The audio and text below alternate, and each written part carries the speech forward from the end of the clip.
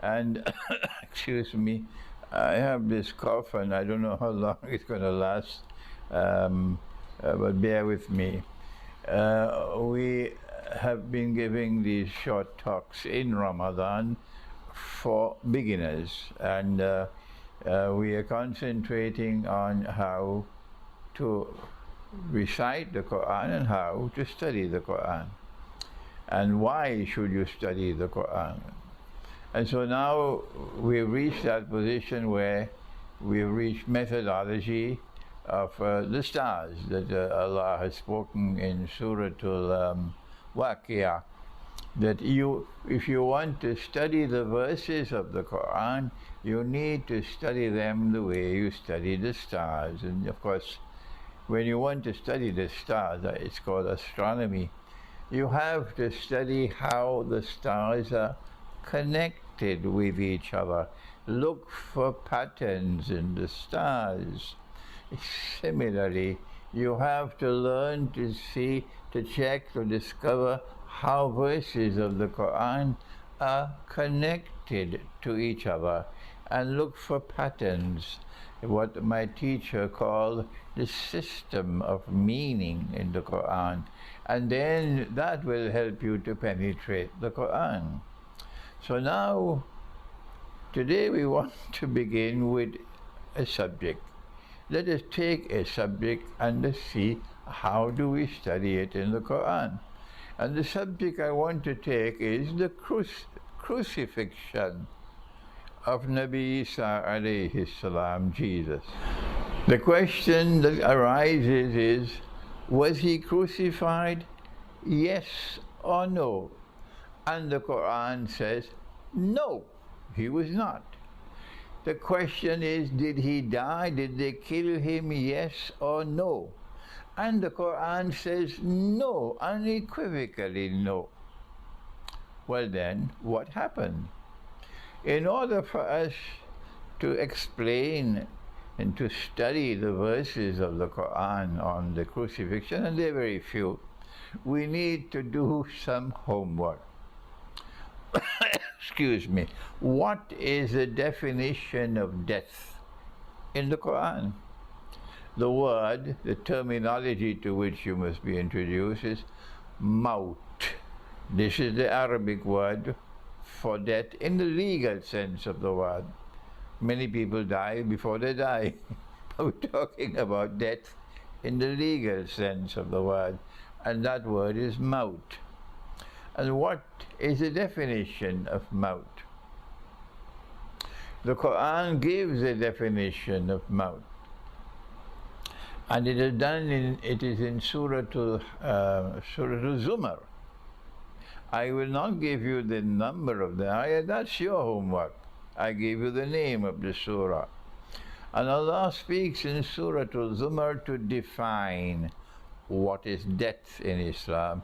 And when we look at that verse of the Quran concerning the definition of death in Islam, we find that death is a process. Like divorce in Islam is a process. What is divorce in Islam? What's the process? The process is that you commence the process with a pronouncement of talaq or divorce. That's the commencement of the process. And Allah gives that right to the husband, not to the wife. He is the one who makes the pronouncement of divorce. If he refuses to do that, then she can go to the judge. So now then, the pronouncement of divorce is not a divorce, except for schoolboys. Except for schoolboys. When a pronouncement of divorce is made, a process commences.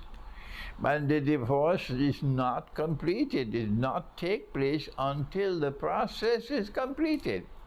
What is the process? That when the pronouncement is made, the wife must experience 3 menstrual periods, and after the third one, when she is now returned to a state of ritual purity, if there is no revocation of the pronouncement, then and only then does the divorce enter into force. It matters not how many times he makes the pronouncement of divorce during the period of the process. It's called iddah. He's only making a fool of himself if he repeats it several times. Only the first one is valid. Only the first one is valid. So this is a process of divorce. It begins with a pronouncement of talaq. It proceeds for a period of iddah, of 3 menstrual periods, and then at the end of that, if there is no revocation of the pronouncement, only then does the divorce take place. Death is like that in the Quran, but of course the schoolboys don't study the Quran. Let us go to Surah Al-Zumar and hear what Allah has to say about the process of death. He says in Surah Al-Zumar, بعد أعوذ بالله من الشيطان الرجيم الله يتوفى الأنفس حين موتها. He says that when the time of maut or death comes, at that time the process commences by Allah taking the soul. Taking the soul. But sometimes Allah takes the soul and He keeps the soul. And at other times Allah, takes the soul and then returns the soul. And so the verse continues. وَالَّتِي لَمْ تَمُتْ لَمْ تَمُتْ. It most certainly is not death. It does not qualify as death. لَمْ تَمُتْ. فِي مَنَامِهَا, when Allah takes the soul, for example, in sleep. فَيُمْسِكُ الَّتِي قَضَى عَلَيْهَا الْمَوْتِ وَيُرْسِلُ الْأُخْرَى إِلَى أَجَلٍ مُسَمَّى. Because when He takes the soul, for example, at sleep time, He can either keep the soul or He can return the soul. And if He returns the soul, lam tamut, most certainly it does not qualify as death. And so the definition of death is that the process commences with the soul being taken. Allahu yatawaffa al-anfusa hina mawtiha. It begins with Allah taking the soul at the time of maut. And the process continues that Allah has a choice now of either keeping the soul or returning it. It is when He keeps the soul and He does not return it, only then the process ends. Only then. But if He decides to return the soul, the process does not end with maut.